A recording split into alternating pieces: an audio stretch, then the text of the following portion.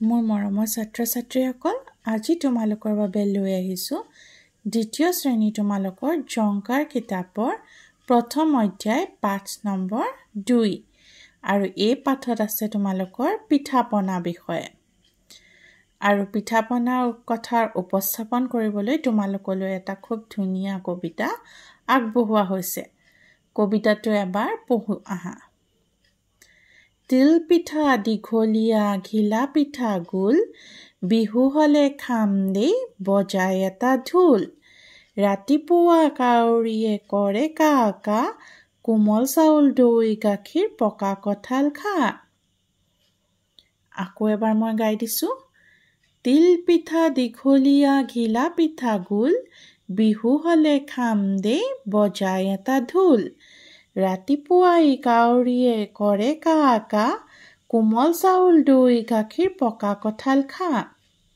এতিয়াতো তোমালোকৰ বিহু পাৰ হৈ গৈছে আৰু বিহুত আমি কি খাওঁ? পিঠা পনা, লাৰু, জলপান এইবোৰ খাওঁ, হয়নে? এতিয়া তলত কিছুমান পিঠা আৰু লাৰুৰ ছবি দিছে আৰু নামবোৰ লগত লিখি দিছে। সেয়া আমি পঢ়ি চাওঁ আহা। এইটো হৈছে তিল পিঠা, এয়া ঘিলা পিঠা, এইটো খোলা চাপৰীয়া পিঠা, এইটো হ'ল টেকেলি পিঠা, এয়া চুঙা পিঠা, সুতুলি পিঠা, নাৰিকলৰ লাৰু, তিলৰ লাৰু আৰু দিছে মুড়ি লাৰু। এতিয়া তোমালোকে বাৰু চব পিঠা খাই পাইছানে? আৰু কোনে কি পাইছা মোক জনাবা দেই।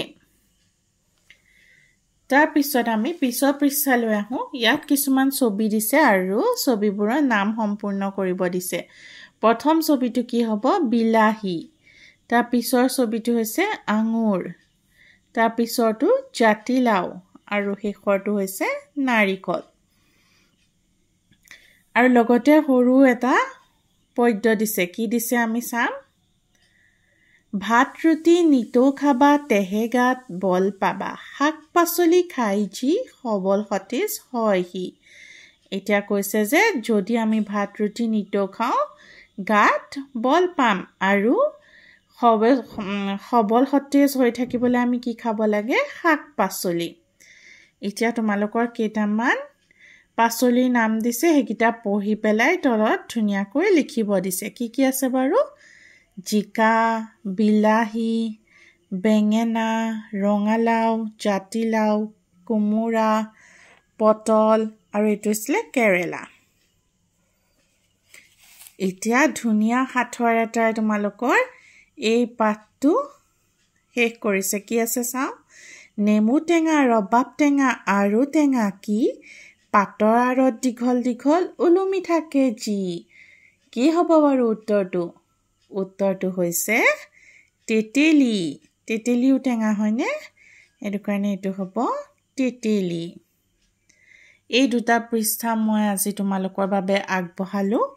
আকৌ নতুন এটা ভিডিঅ'ত নতুন পৃষ্ঠা লৈ আহিম। আজিলৈ ইমানেই। ধন্যবাদ।